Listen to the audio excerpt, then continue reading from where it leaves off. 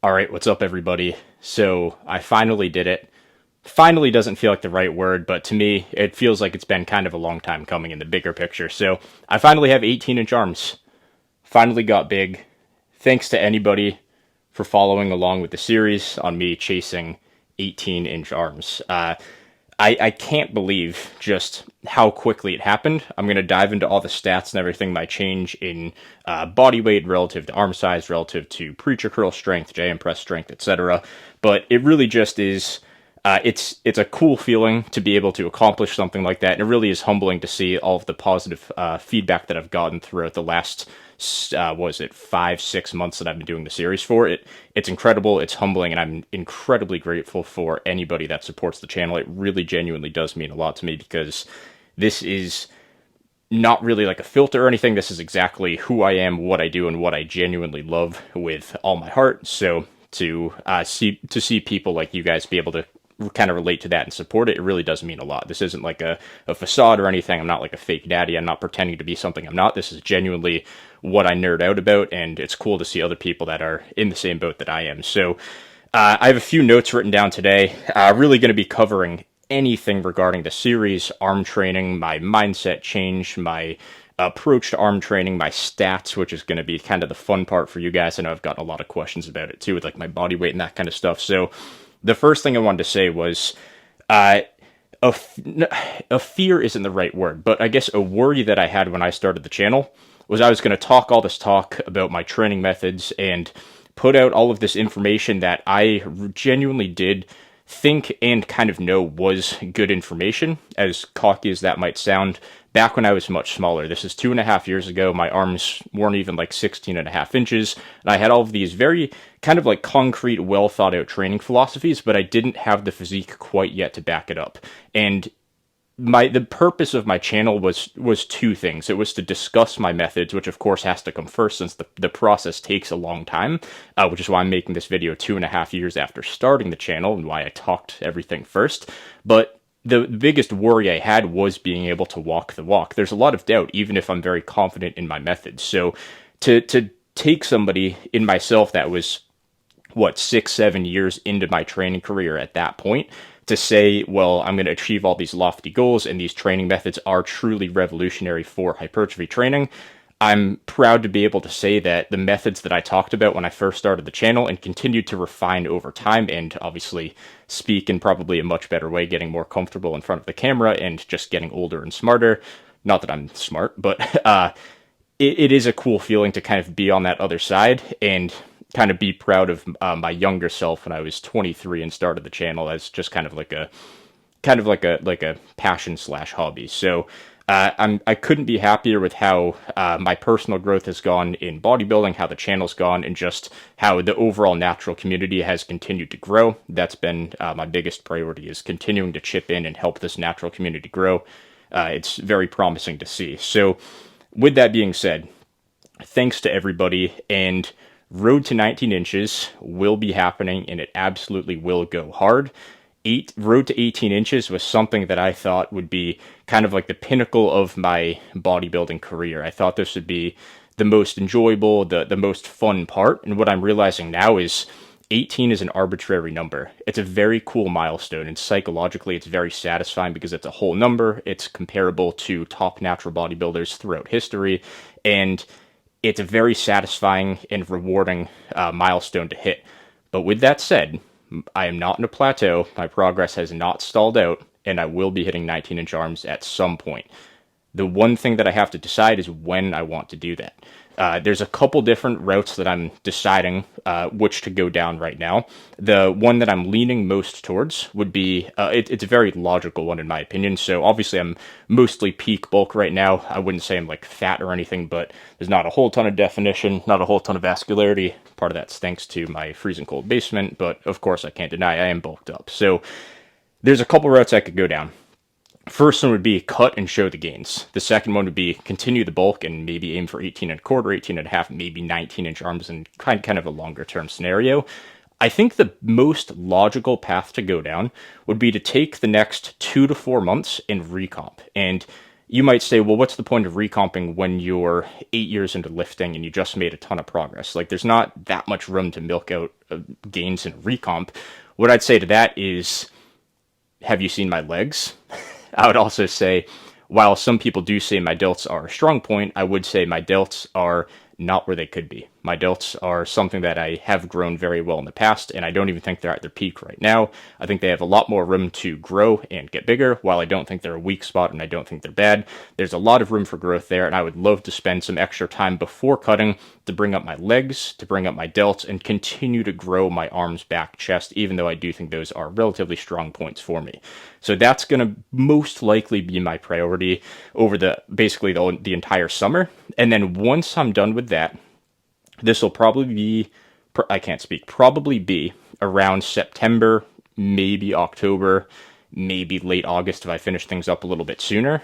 Probably mid-September, I'll be deciding if I am going to go for a cut and reveal the gains, because at that point I think I'll have a very solid physique that's well-rounded, or I might continue the bulk and do a road to 19-inch arm series. So I won't make that decision quite yet, but the recomp gives me time to work on things that I know I want to work on, and it buys me time to make a decision on something that I actually want to pursue, not just something I feel pressured to pursue, because there's going to be people saying in the comments like, oh, you should cut, reveal the gains, like, we'd love to see you lean, and your body fat percentage is high, you should cut down. But there's also going to be people saying like, oh, that was sick, let's do 19-inch arms, let's hit that series now. I'm going to take some time to think about what I genuinely want to do, because ultimately, if I'm doing something that I don't care about, that reflects in the content and it's less inspiring. It has to be something that I genuinely want. And I think decisions like that do take time. So I'm going to take some time, and I'm still going to be making progress. And I am going to decide what I'm going to do as far as the channel goes in the meantime. I might still do some type of arm training series. I might do a road to boulder shoulder series too. I think that would be pretty cool. Back training I've considered, even though I don't consider my back much of a weak point. It's kind of just a strong-ish point, I would say, on my physique. So let's get into some stuff as far as arm training.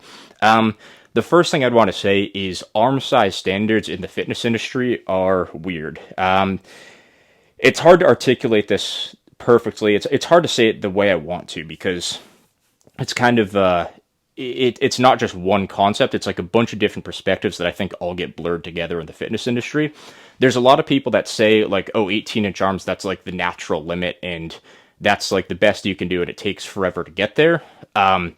I would disagree with that, even though I do think it's very impressive. Like, I'm definitely proud. I'm not going to downplay my arm size. Like, there's a lot of people that try and downplay stuff to look humble, but I think part of that is just, part of the issue with that is you're now making something that is an impressive feat look much easier than it actually is, and I think that skews the perception. So as much as I just want to say like, oh, it's not that hard, it's not like I'm going to war or anything, like I'm just lifting.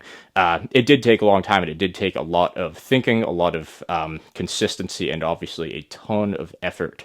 So it takes a lot of time, it takes a lot, but it's not impossible. So I do want to get that out of the way.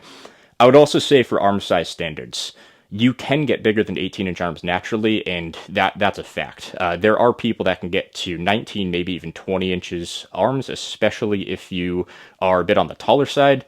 Unfortunately, I'm kind of a short king. I'm 5'9", so I wouldn't say I'm like short, but I think my ultimate like absolute measurement, I probably don't have the potential to have the biggest arms you can possibly get naturally, but I think I can get over 19. I definitely think I can get 19-inch arms, and I'm gonna shoot for 20. So that's my ultimate bodybuilding goal, is to have 20-inch arms. We'll see if that ever happens. 19 will happen. It's just a matter of when. So to expand a bit more on arm size standards, what I would say is kind of a quick like summary on how I view arm sizes. Once you have 15-inch arms, you lift, and you look like you lift, and everybody agrees. Everybody knows that you lift, unless someone has like severe body dysmorphia and they call you like DYEL or small or something. That's their own perception that isn't correct. It's very skewed.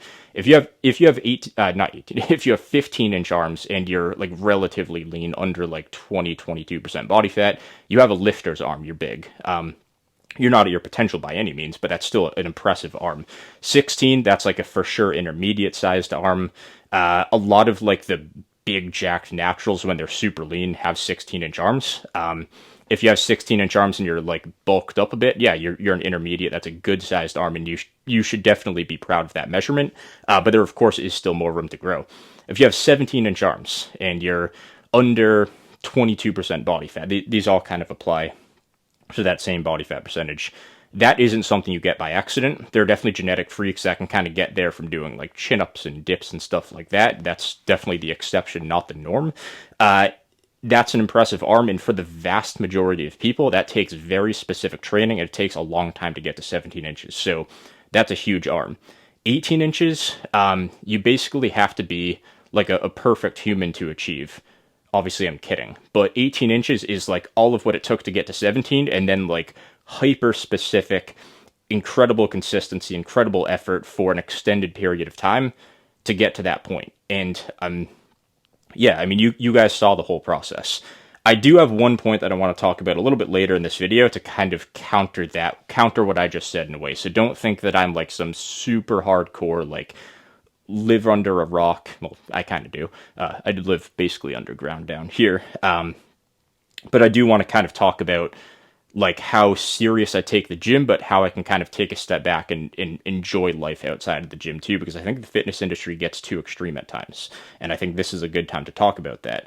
So let's dive into what you guys have really all been waiting for, which is my arm size compared to my body weight. So when I reached 17-inch arms, it was on October 10th of 2023. This was probably a little bit after I had actually achieved 17-inch arms. They were about 17 and an eighth. The measuring tape, when I took that picture, was a little bit off. It was a little bit angled. I'm probably just going to put the picture up here. So they're probably about 17, but I do remember remeasuring and having it perfectly straight. And it was still the same measurement. So my guess is I probably hit 17 like mid to late September of 2023. And I was 194 pounds at that time. So when I was at 17-inch arms, I weighed 194 pounds.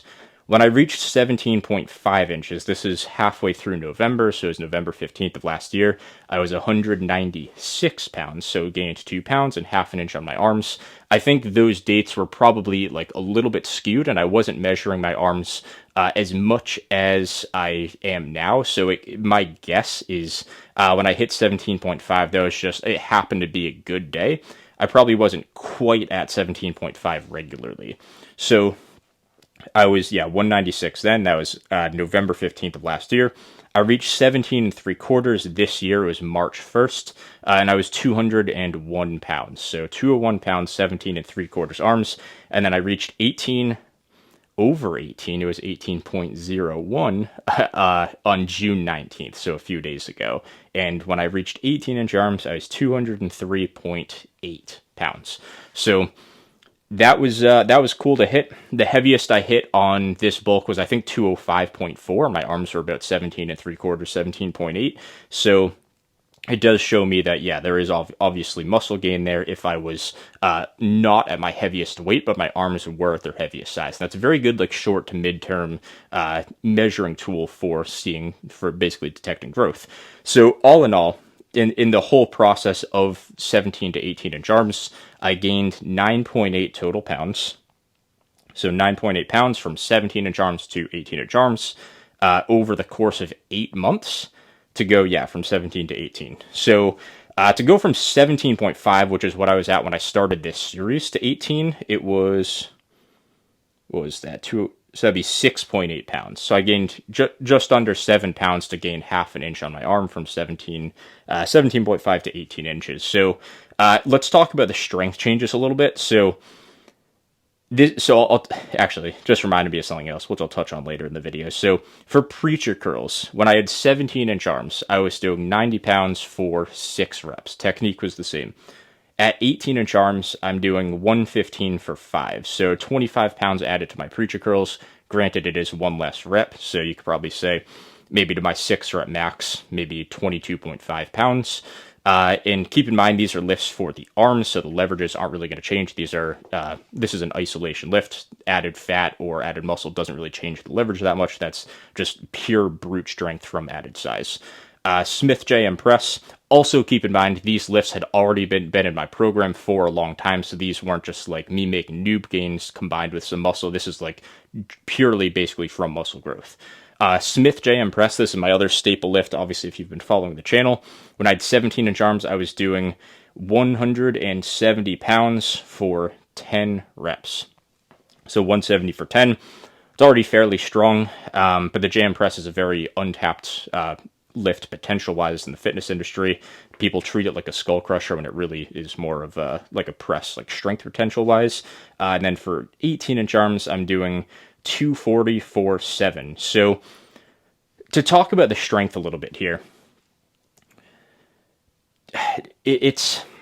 I'm not going to say that you have to like specialize in strength to get big arms, because that's completely misunderstanding my point. A lot of people like to simplify advice, like, oh, just get strong and you'll end up getting big. It gives you the wrong incentive, and it really, while it can almost like simplify it in a very easily digestible way, if you don't truly understand what that means, it's going to put you kind of in the wrong direction, which is my experience with advice, like just get stronger. So what I would say is,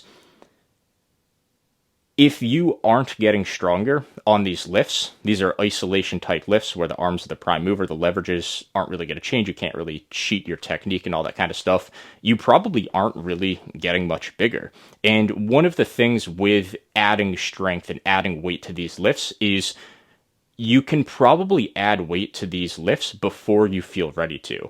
And I'm going to touch more on like the mind-muscle connection stuff, because the counter to that type of advice is like, oh, well, when I add weight, I lose the sensation, I lose the mind-muscle connection, so I'm just going to stay light on these lifts.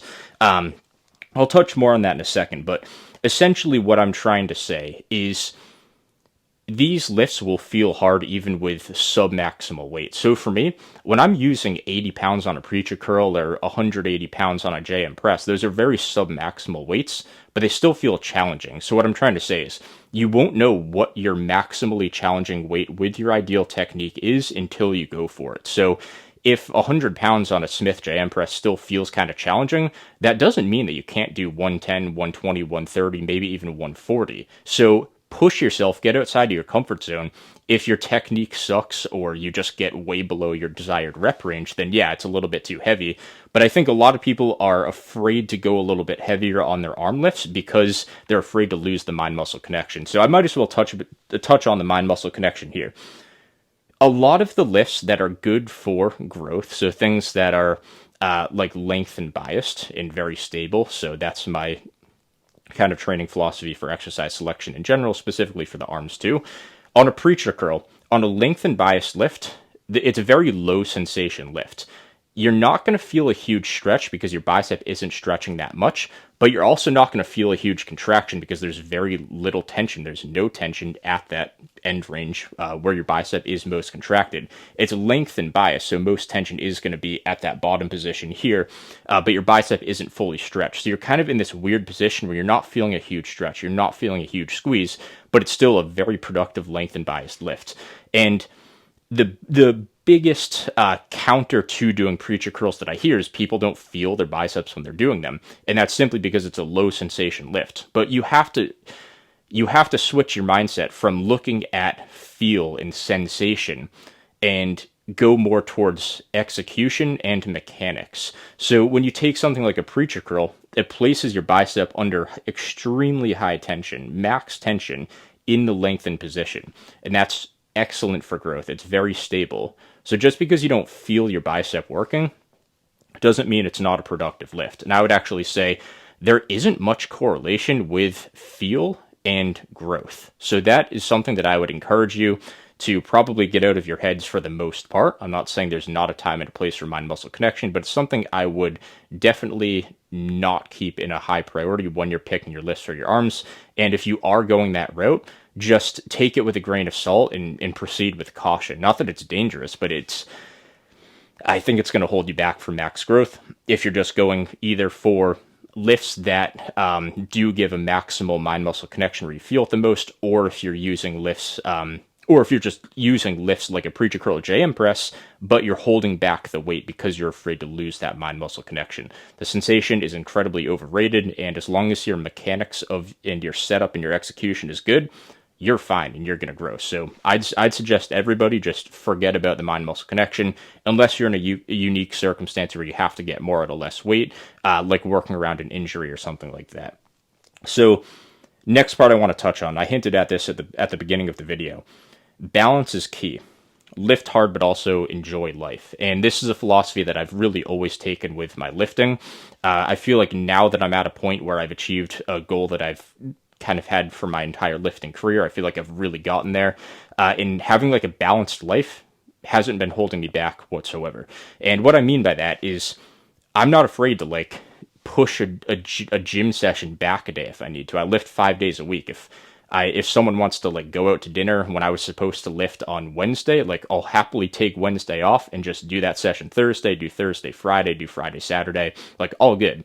If I want to like go out and drink a couple times a week, I'll go out and drink. I'm totally fine. As long as you're just like not out of hand and like getting absolutely hammered and you can't lift for the next 2 days because you're still hungover. Like obviously that's a bad idea, but like I've been drinking probably two times a week, not a whole ton, but maybe like 2 to 6, 7 beers once a week, and maybe a couple beers like another time a week. It obviously varies a lot. It's very inconsistent, as you can tell in my schedule, but have a balanced life is what I'm trying to say. And if you have like even like a bad night of sleep here and there, like if it's really bad, yeah, move your session back. But if you're kind of on the fence about lifting, like just go lift and you'll be fine. Don't stress about these little things. There's no need to like, our lives are so stressful anyways.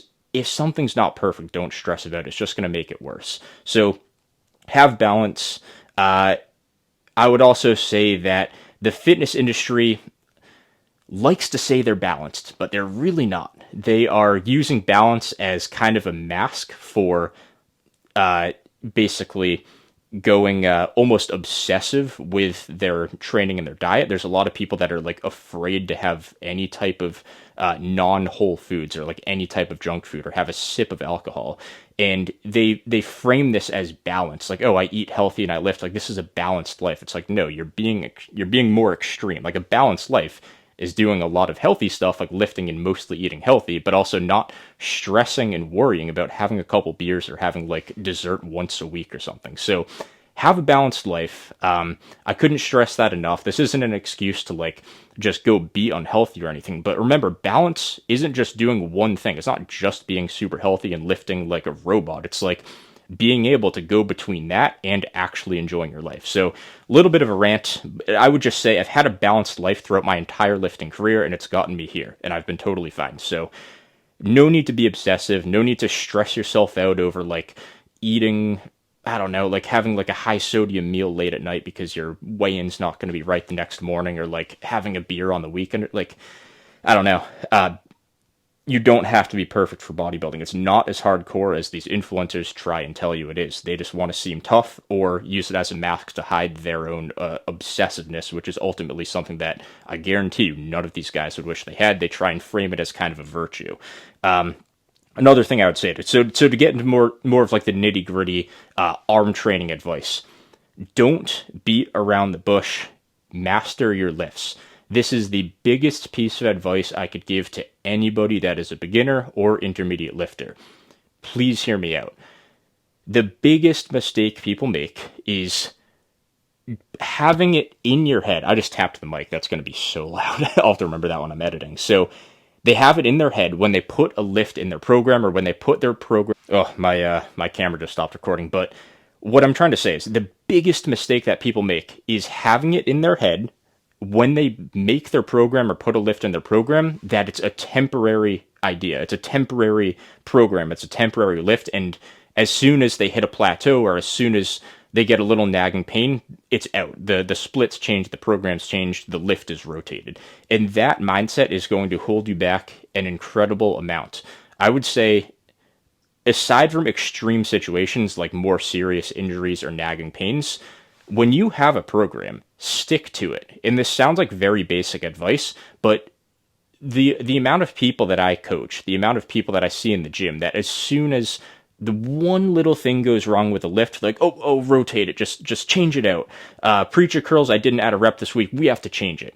That mindset is horrible and it will hold you back. That might sound extreme, but the difference in approach to somebody that has a preacher curl in the program, maybe doesn't add a rep for 1 or 2 weeks, and the person that just rotates their lift whenever something doesn't feel quite right or whenever they're a little bit scared to add some weight, those are two incredibly different outcomes in the mid to long term. I promise you that. So whenever I hit a little plateau on preacher curls, I find ways to get through it, whether that's having a lift that complements it really nice to grow different regions of the bicep or train a different resistance profile or train my bicep in a different position to complement that lift and get me growth where I need it, or whether I change my volume, whether I increase it because I need maybe a little more stimulus and I can handle it, or when I had to decrease volume because I was getting like some forearm splints.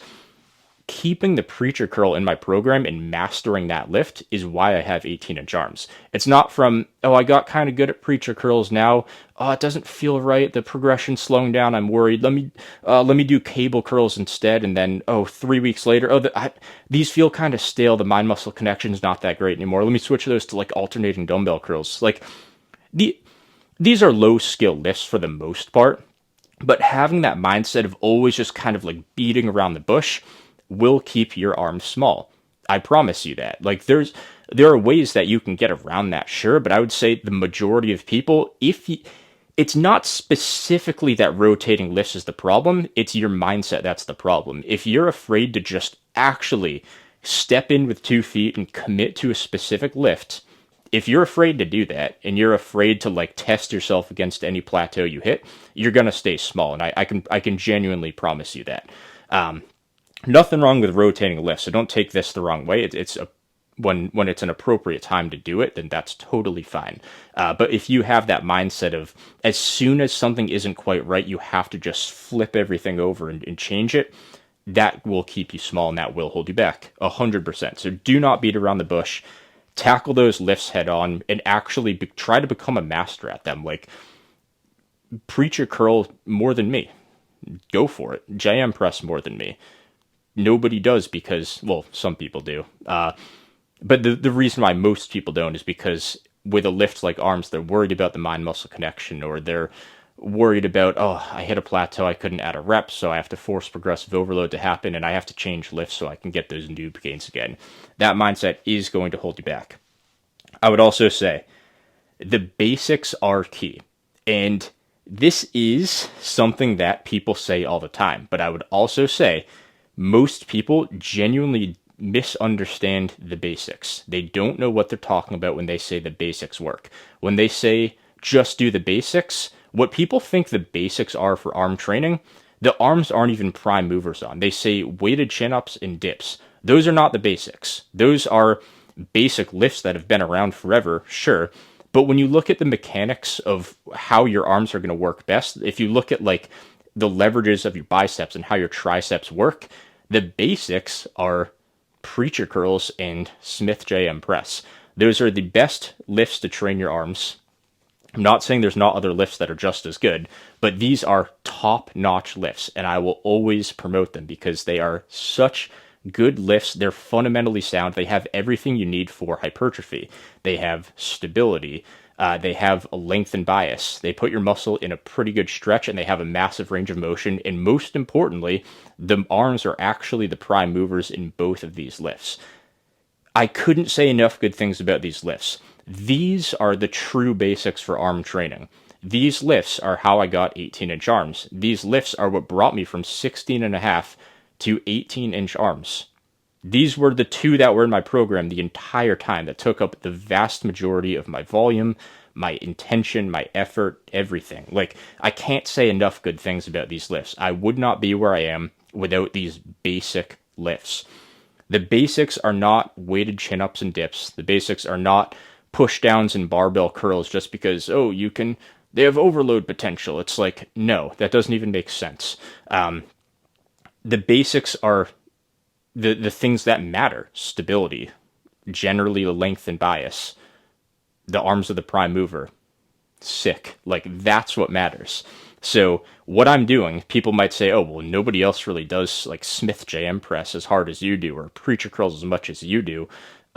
These are the basics, but nobody has realized that these are actually what the basics are. The next thing I'd say is stability is very important. I've talked about this a handful of times, especially over the course of this Road to 18-inch arm series.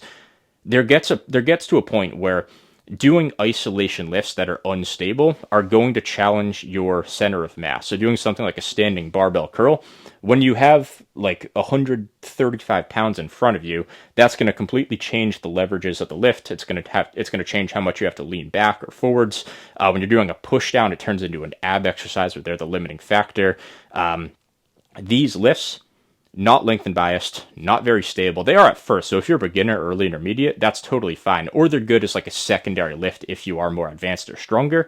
That's totally fine. But the vast majority of like the popular arm lifts you're going to see on social media are not stable.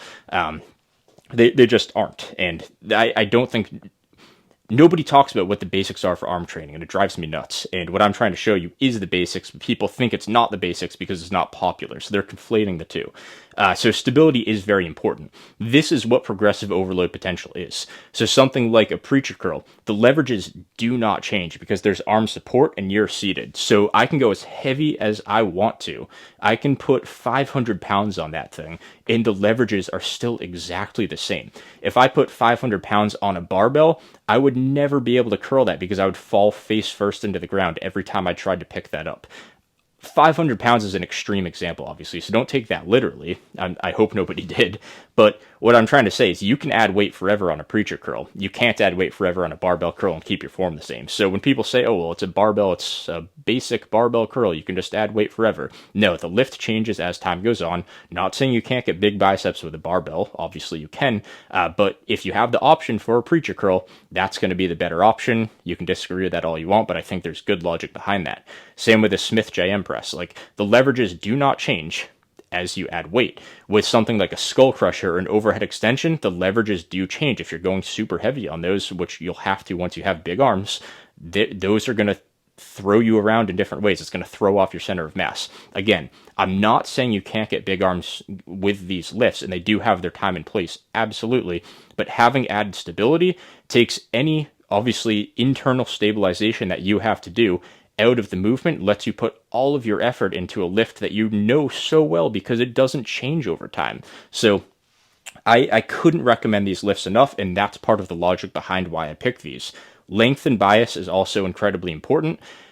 Muscles like the biceps and the triceps never get full range of motion, or at least not maximum tension in a full range of motion, especially the triceps. I did an entire video on this that I wrote a script for and everything, but tricep training, what most people do, close grip bench, arms at 90 degrees, just like this. Dips, get your arms up to 90 degrees and you press down. So 90 degrees is all you get. A skull crusher, you go down here, just at 90 degrees, maybe a tad past depending on where your elbows are. Maybe you go behind the head.